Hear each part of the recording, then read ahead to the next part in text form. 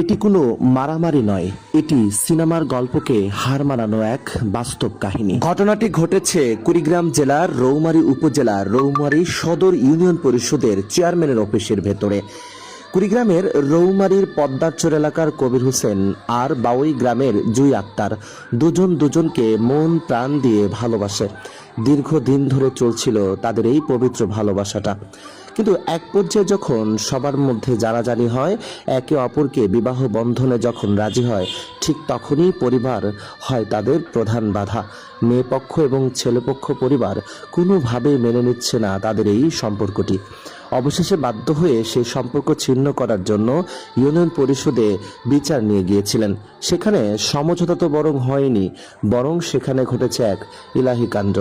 ছেলে এবং মেয়ে দুই প্রেমিক প্রেমিকা এমনভাবে জড়িয়ে ধরেছে, কেউ কাউকে ছাড়ছেন না। প্রয়োজনে জীবন দিবে, তবুও কোনোভাবেই যেন তারা দুজন দুজনকে ছাড়ছেন না। এরপর আঘাত করছেন, মারছেন, দুই পরিবারই ধস্তাধস্তি করছেন দুজনকে ছিন্ন করার জন্য। কিন্তু দুজন দুজনকে এমনভাবে বুকে আঁকলে দিয়েছে, বুক থেকে যেন ছাড়বেই না। কিন্তু তাদের পরিবারগুলো কিভাবে দেখেন দুজনকে আঘাত করে দুজনকে আলাদা করতে চাচ্ছে, কোনোভাবেই যেন তারা দুজনকে ছাড়ছে না, তারপরেও চেষ্টা চালিয়ে যাচ্ছে। আমাদের সমাজের মানুষগুলো কেন জানে না প্রেম এ তো স্বর্গ থেকে আসে, স্বর্গেই চলে যায়। মনের মাঝে এই যে আন্তরিকতা, ভালোবাসার এই বন্ধন যতই ছিন্ন করুন, টেনে ছেঁচড়ে নিয়ে যান, কখনোই কি তাদের সেই ভালোবাসাটা বিচ্ছিন্ন করতে পারবেন?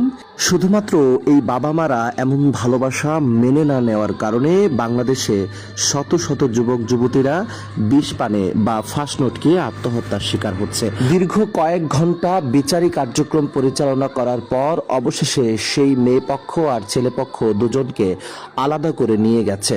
দিন শেষে তারা ভিন্নভাবে থাকতে পারবেন কিনা প্রশ্ন আপনাদের উপর রাখছি। এই যে টানা হেচ্ছা করে ছিঁড়ে ছিটতে নিয়ে গেল, পারবেন কি তাদের দুই আত্মার এই মেলবন্ধনটাকে বিচ্ছিন্ন করে দূরে রাখতে?